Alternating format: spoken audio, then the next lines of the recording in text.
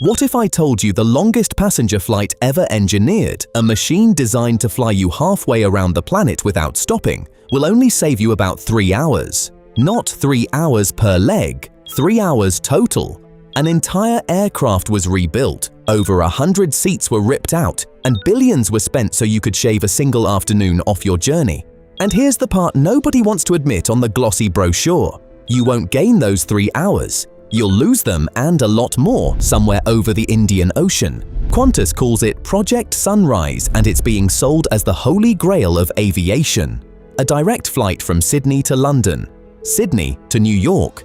No layovers, no transit lounges, no dragging your bags through a foreign terminal at 3 in the morning. Roughly 22 hours in a single, unbroken sitting. The marketing promises the ultimate convenience, the final frontier conquered. But when you actually run the numbers, the entire promise starts to wobble, because the gap between a non-stop flight and a one-stop flight isn't nearly as wide as you've been led to believe. And the reason that gap stays so small reveals something the airline would rather you didn't calculate yourself. To understand why this so-called time machine barely saves any time, you have to look at the flight it's competing against. Right now, if you want to fly from Sydney to London, you connect through a mega hub like Singapore or Dubai. That entire journey, including a standard 2-hour layover, takes somewhere between 22.5 and 24 hours of total travel time.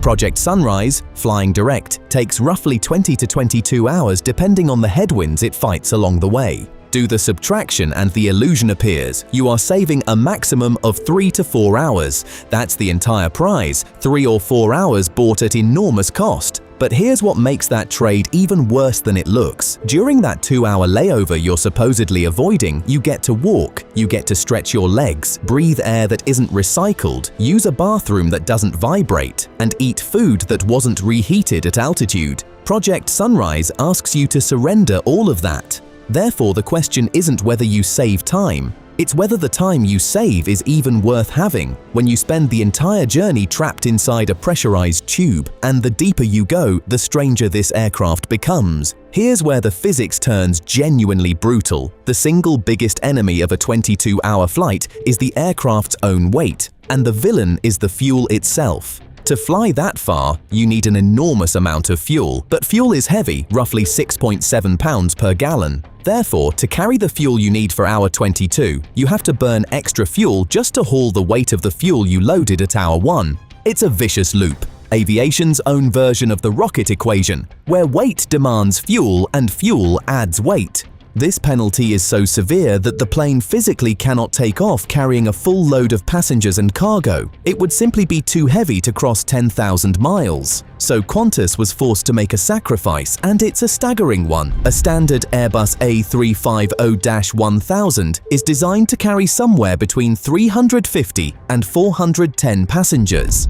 Qantas's specially modified version for Project Sunrise will carry just 238. Sit with that number. The airline deliberately tore out over 100 potential revenue-generating seats, not because they wanted a roomier cabin out of generosity, but because the brutal math of fuel left them no choice. And it gets worse. On normal long-haul routes, airlines make a fortune carrying cargo in the belly of the aircraft. That cargo revenue quietly subsidizes your ticket. But on Project Sunrise, cargo capacity drops to almost nothing because every available pound of payload has already been promised to fuel. So now you have a plane with 100 fewer paying seats and virtually zero cargo income. Which raises an obvious, uncomfortable question. If the seats are gone and the cargo is gone, how on earth does this flight make any money at all? The answer is that it almost doesn't, at least not the way you'd assume. And this is the moment the story stops being about engineering and becomes about something far more revealing, because the brutal economics force the airline into a single, narrow strategy.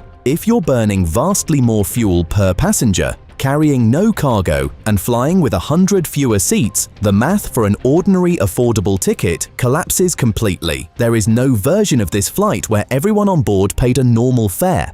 The numbers don't allow it.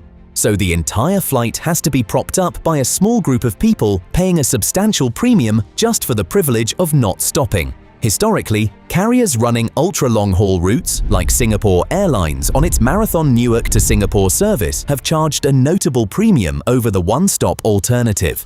Project Sunrise leans on that same logic, but harder than anything before it. And that brings us back to the opening promise, the 3 hours saved. Those 3 hours aren't being sold to you. They're being sold to someone whose time is worth so much that 3 hours can justify thousands of dollars. But the real reason this plane exists has nothing to do with you at all, and everything to do with what happens to your body the moment the doors close. Because the second you board a 22-hour flight, your body starts losing a fight it cannot win. At cruise, the cabin is pressurized to an altitude of up to around 6,000 feet. That's higher than many mountain towns. Your blood carries less oxygen, and for 22 unbroken hours, that mild oxygen starvation never lets up. Dehydration accelerates in the dry, recycled air. Your circadian rhythm, the internal clock that tells your body when to sleep, gets obliterated as you punch through time zone after time zone in a single sitting. Then there's the silent danger. When a passenger sits motionless for that long, the risk of deep vein thrombosis, a blood clot forming in the legs, rises significantly. Airlines know this. They know that 22 hours wedged into an economy seat borders on something the human body was never built to endure. Therefore, Qantas needed an answer, and they found one wrapped in clever marketing. They call it the well-being zone, an open space between the economy and premium cabins where passengers can stand, stretch, and follow guided movements. It's being sold as a wellness revolution, a thoughtful gift to your tired body.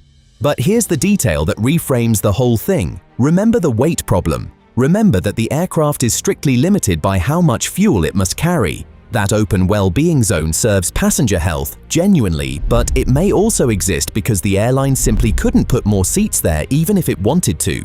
The plane is already too heavy, so a space the physics may have forced to stay empty gets rebranded as a feature, a constraint dressed up as a courtesy. It's the same pattern as the missing seats, the missing cargo, the premium fares. Every piece of this aircraft bends around the same unforgiving equation. And this is exactly where the entire business case nearly collapses. Because once you accept that the seats are limited, the cargo is gone, and the fuel costs are enormous, you realize this flight can only survive by selling itself to a very specific kind of person.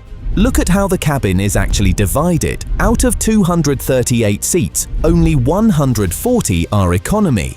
The other 98, the 6 first, the 52 business, the 40 premium economy, are premium. That means roughly 41% of the entire aircraft is dedicated to the front of the plane. On a normal jet, premium passengers are a slice of the cabin. On this one, they're nearly half of it.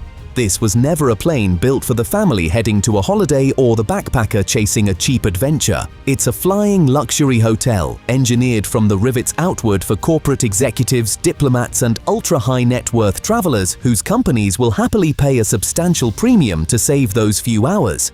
The everyday traveler in economy isn't the customer. The everyday traveler is the ballast, helping fill an aircraft whose real purpose sits behind the curtain at the front. And now both threads of this story tie together. The 3 hours saved, the hook we started with, were never a gift to the masses. They're a luxury product, priced for the few who can afford to value their time at thousands of dollars an hour. The brutal physics that stripped out 100 seats didn't just shrink the plane, it decided who the plane was for. The fuel equation, the empty well-being zone, the premium heavy cabin, the vanished cargo, every single one points to the same conclusion. This is the most advanced passenger aircraft mission ever attempted, and it exists to move a small, wealthy few across the planet without stopping. Here's the final surprising piece. Even the people paying the most, sealed in their first-class suites, can't escape the cabin altitude, the dehydration, or the clock-shredding fatigue. The physics doesn't care how much your ticket cost. 22 hours is 22 hours, whether you spent a fortune or saved for years. Which leaves one question hanging that no amount of engineering can answer for you. If you were handed the choice today, would you pay more to endure 22 unbroken hours just to say you flew direct? Or would you step off at Changi or Dubai after 14 hours, take a hot shower, eat a real meal, stretch your legs, and finish the journey feeling human? That's the real math of Project Sunrise, and it's a calculation only you can run for yourself. The engineers built the impossible. Whether the impossible was ever worth building is a different equation entirely, and the airlines are betting they already know your answer.